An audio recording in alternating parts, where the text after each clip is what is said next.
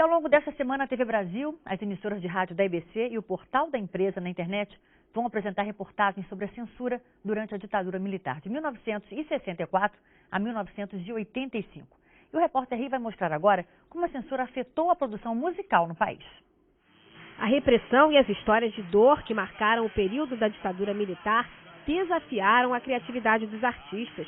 Surgiu, então, uma valiosa trilha sonora. Eles tinham ter muita criatividade para disfarçar, para passar o que a gente estava querendo dizer, a opressão que a gente estava recebendo. Para serem gravadas, as músicas precisavam passar por um órgão federal chamado Divisão de Censura de Diversões Públicas. Desde 1996, os originais, com os pareceres dos censores, ficam no Arquivo Nacional de Brasília e aqui do Rio de Janeiro. O acervo carioca guarda 67 mil composições. 7 mil foram proibidas por critérios morais ou políticos. Usar a palavra liberdade, por exemplo, como nesta letra de Martim da Vila, era garantia de veto. Luiz Airão teve uma música censurada porque escreveu sobre homossexualismo. Tim Maia foi vetado porque falou de anistia em plena ditadura. E Caetano Veloso porque os censores consideraram que a frase "A Rua Chile sempre chega para quem quer" era uma alusão ao país vizinho, que até 1973 vivia em uma democracia. A Rua Chile sempre chega para quem quer.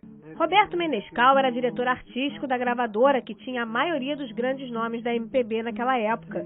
Ele que era chamado para depor na Polícia Federal quando os censores questionavam as letras dos compositores.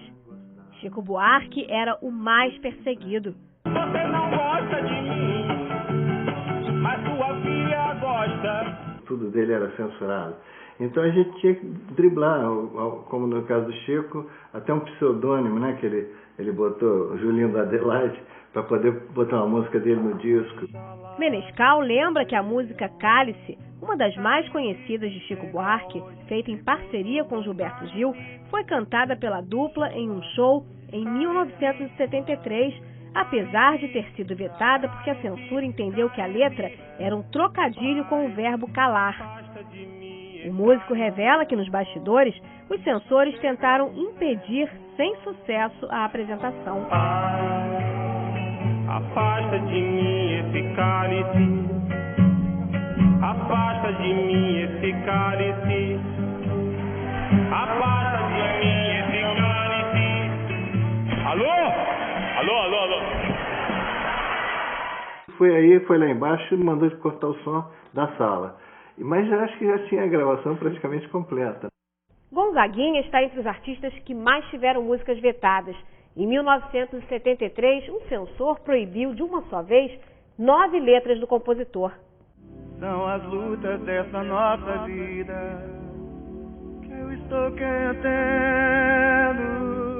Ele fazia o equivalente a 5 discos para gravar um censor, com o pena dele, falou: por que o senhor não faz música igual ao Roberto Carlos, música romântica? Aí faz o seguinte, eu faço música e você censura. Mas as letras de Roberto Carlos não eram tão inocentes assim. Como não era avisado naquela época, ele conseguiu emplacar debaixo dos caracóis de seus cabelos. Deu a entender que seria uma mulher, mas era homenagem ao amigo Caetano Veloso, quando ele estava exilado em Londres em 1971. Debaixo dos caracóis dos seus cabelos, uma história pra contar de um mundo tão distante. Alguns artistas foram torturados. É o caso de Geraldo Vandré, autor da música Pra Não Dizer Que Não Falei das Flores.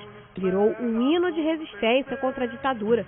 Vem, vamos embora, que esperar não é saber. Quem sabe faz a hora, não espera acontecer. Ele foi muito torturado e foi muito ameaçado também. Aquele Geraldo Vandré, que nós conhecemos, aquele foi assassinado pela ditadura. Ney Matogrosso também foi alvo dos censores. Não pela ameaça política, mas por uma situação inusitada, que acabou rendendo ao cantor ainda mais popularidade. Eu tive um disco censurado porque eu estava nu. Aí a censura mandou lacrar o disco. vendeu muito mais do que venderia se não tivesse sido lacrado. A ditadura militar terminou em 1985, mas a censura só foi extinta de fato com a nova Constituição Brasileira, em 1988. Um alívio para a atriz Marieta Severo, que foi casada com Chico Buarque por quase 30 anos e hoje é uma entre os milhões de brasileiros que querem ver toda essa história passada a limpo e, desta vez, sem cortes.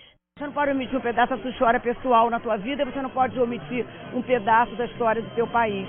Então é importantíssimo que tudo seja resgatado, que a gente tenha consciência de todas as coisas que aconteceram, por mais que elas sejam difíceis, dolorosas, a gente tem que saber delas para poder transmiti-las, para aquela velha história não incorrer no mesmo erro. Documento, nada no bolso, nas mãos, eu quero seguir vivendo.